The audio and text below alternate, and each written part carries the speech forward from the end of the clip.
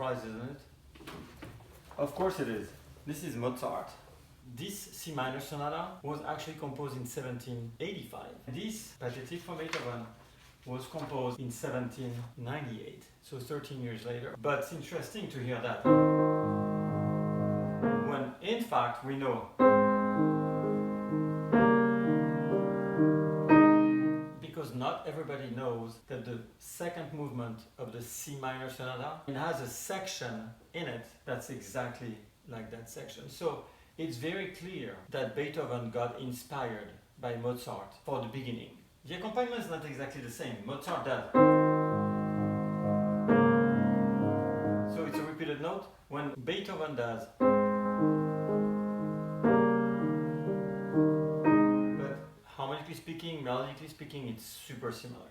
So that's really a wonder on that part, because we have like 3 sections that always go back to the theme, and then we have a coda. What's very interesting, and I want to insist on this for all the pianists who play this piece, it's a melodic line with an accompaniment. What we need to hear is this. We don't need to hear that. We don't need this accompaniment, so please. I know it's difficult, but that's what we need to hear. We need to hear.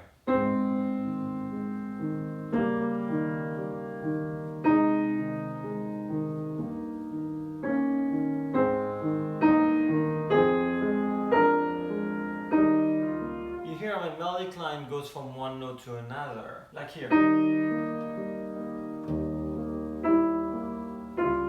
We don't hear that, because then we already lost the melody. We don't even hear the melody. So we have that beautiful first melody that's repeated at the octaves with both hands.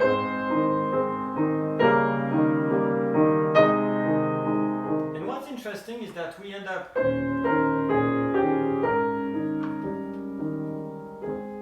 in A flat major, and then we do, and then comes the repeated note again. We had that as an accompaniment. These accompaniments, same on the second movement. But up to here, I don't know which key I'm in. I could be in A flat major for what I know.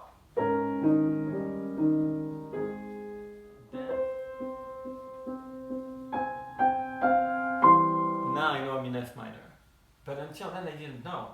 So we're in E flat, and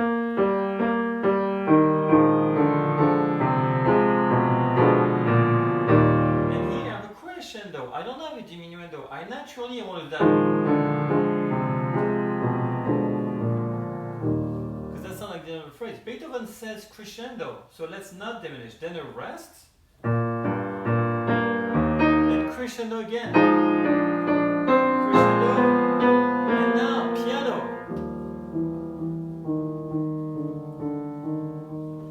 Also something else that's going to be throughout the entire sonata, and it's these 2 note slurs, these ta, ta, ta. We're going to have that everywhere. That's what we have in here.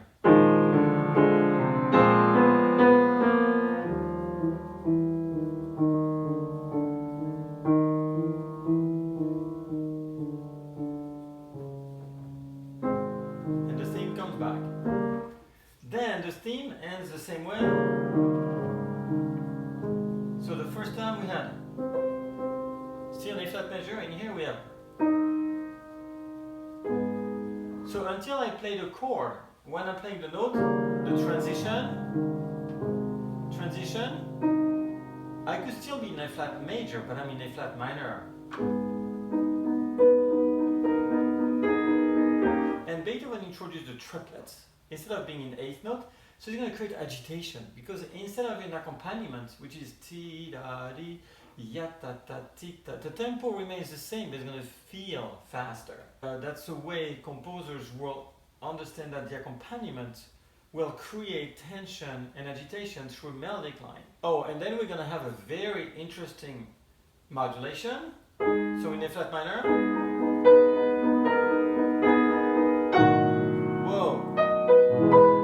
From A flat minor, I suddenly go to E major. I'm going to go from a flat key to a sharp key. Once again, we don't do that. That's not supposed to be this way.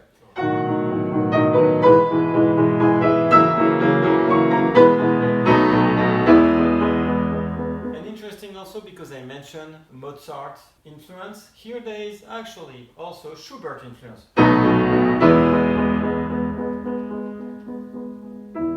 That you have pop, pop, pop, it's something we found in many Schubert sonatas and impromptus. So we have the A, because of rondo form, then we have the B, then we have the A again, then we have a C, and then we have the A again, then coda. Here it's a real rondo, it's going to be A, B, A, C, then A. And it's going to go back to the beginning, the theme of the beginning, but this time we'll have the triplets as an accompaniment. It's going to give us a sense of more agitation when the tempo remains the exact same. So.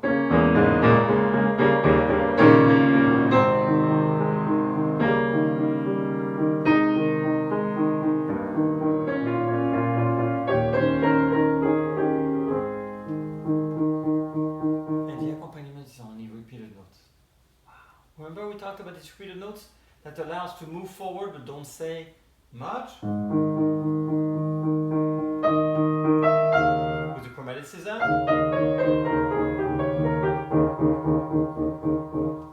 That's very interesting.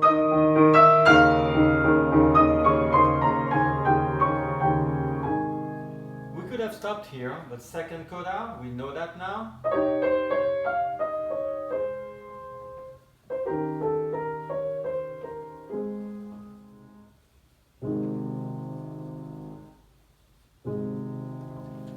On the fermata, so as long as you want, and we have the two notes at the left hand and the right hand. So the right left hand,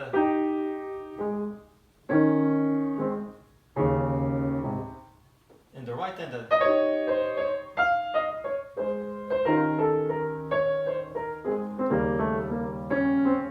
Of course, we don't need to show them as much, but they do exist. So now let's enjoy this second movement without interruption.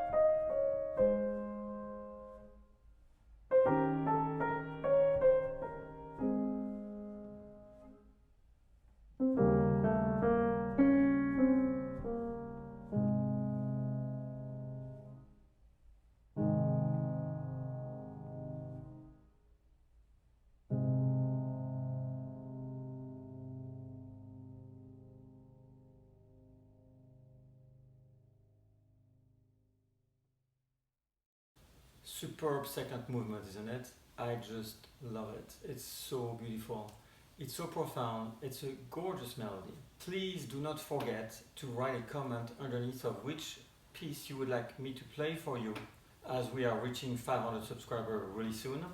Is Chopin Etude Opus 10 number 4, or the second Nocturne Opus 9 in E flat major, or the Liebestraum from Liszt. Or if you have a piece of your own choice, I'll be happy to look at it.